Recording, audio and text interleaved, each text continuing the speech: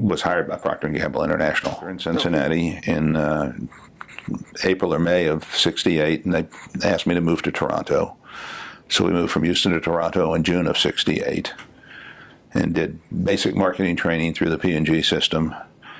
And part of that training is every marketing person at Proctor goes out for his period of sales training. And I was sent out to Lethbridge, Alberta, which is about 130 miles southeast of Calgary and 200 miles northwest of Great Falls, Montana, in the middle of nowhere, and worked a sales section from the Saskatchewan border to the interior of British Columbia. Wow. And from the U.S. border to Lake Louise, Alberta. After sales training, we went back to Toronto for another year. And then in January '69, the U.S. Supreme Court ordered Procter & Gamble to divest himself of the Clorox company.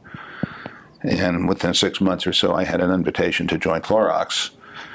And going to San Francisco area would be an interesting experience.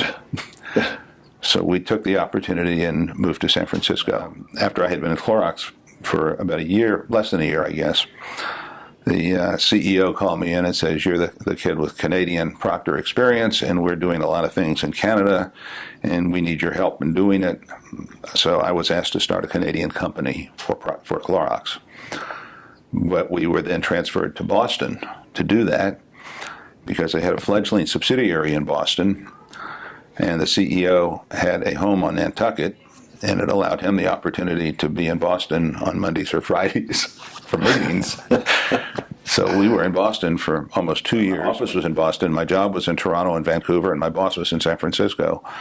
So I was gone from home a lot. Now, why was it the Supreme Court made Procter & Gamble leave Clorox? They were sued by the Purex Corporation, and the feeling was that with P&G's marketing clout and distribution clout, that the combination would render Purex unable to compete. So the final decision was that that was probably true. The divestiture happened, and within 10 years, Purex was out of business. They had spent all their money on lawyers and not on marketing.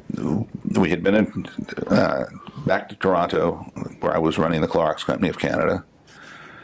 And in 1975, Clorox had bought a company in Western Canada, and they decided they wanted to move the corporate offices to Vancouver.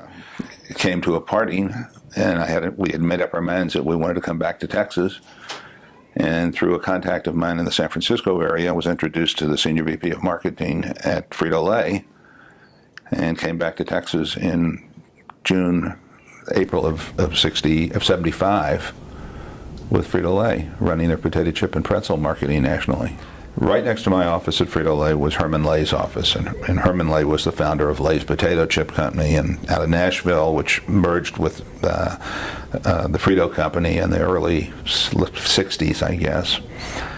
And Herman probably never knew who I was, but I certainly knew who he was. And you'd see each other in the elevator, you'd see each other in the hall, you'd say hello, you'd nod, but never a relationship as such. Now, where was the offices? Exchange Park. Okay. Mockingbird and Harry Hines. Okay.